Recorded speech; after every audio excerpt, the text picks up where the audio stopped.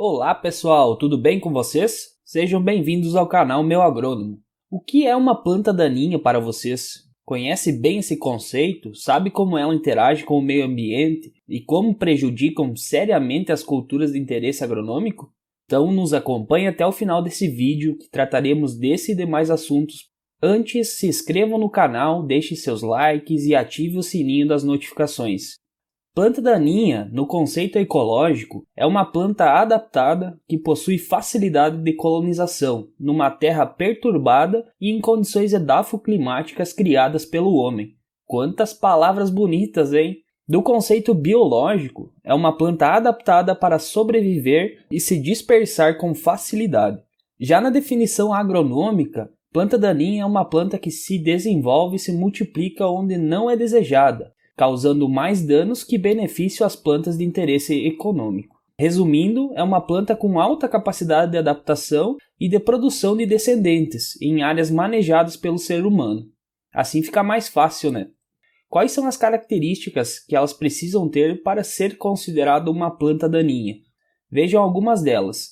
Habilidade competitiva. Por exemplo, os teores de nitrogênio e potássio encontrados em amendoim bravo e beldroega são superiores aos encontrados em plantas cultivadas.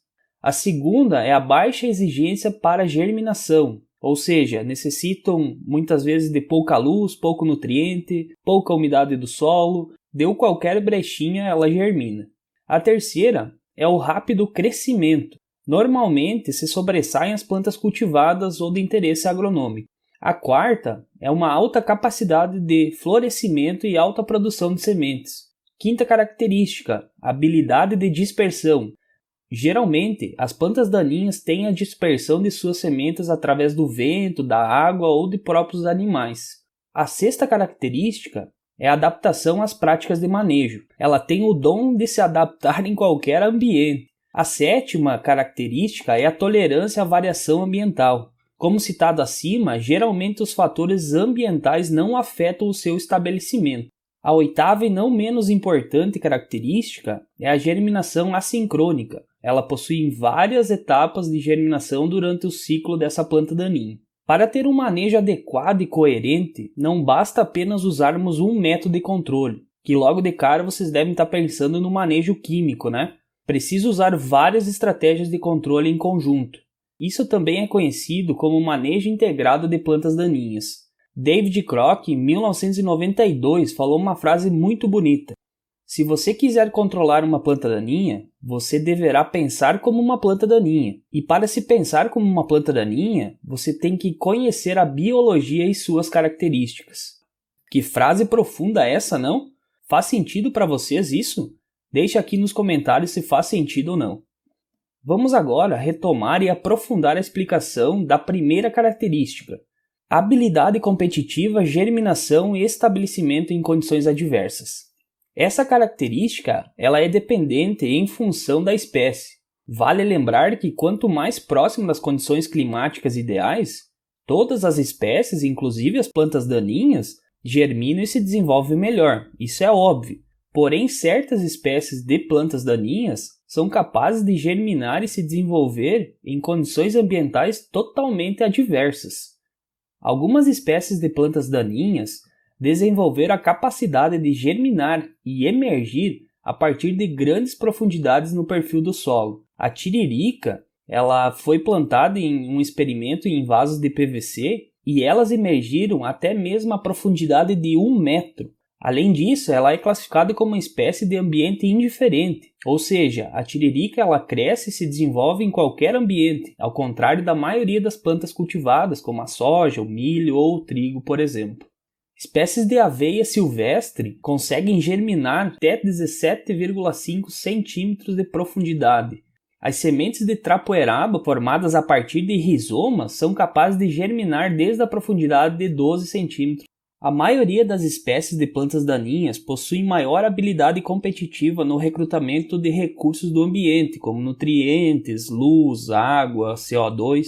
Na competição de luz, por exemplo, as plantas daninhas, no início, elas apresentam uma desvantagem, pois as sementes são pequenas e as plântulas são de porte baixo. Porém, após passado um tempo, e devido à sua alta capacidade de estiolamento, Essas plantas daninhas superam então as culturas de lavoura, colocando suas folhas acima então dessas culturas e interceptam maior quantidade de luz solar. A competição por água ela é muito importante em situações de déficit hídrico, onde então a água está restrita nesse solo e nós temos uma semente de planta daninha capaz então de reter mais água para dentro dela. A segunda característica que vamos listar aqui para vocês é a alta capacidade de florescimento e alta produção de sementes. A maioria das espécies de plantas daninhas florescem e produzem semente em abundância. O manejo dessas plantas deve ocorrer antes mesmo que ela produza essas sementes viáveis. Em relação à produção de sementes, juntamente com o poder de dormência, as espécies de plantas daninhas têm na capacidade de produção a sua maior diferenciação quanto à perpetuação e capacidade competitiva em relação às plantas cultivadas. Vejam no quadro a seguir a produção de semente relacionada a certas plantas daninhas de interesse.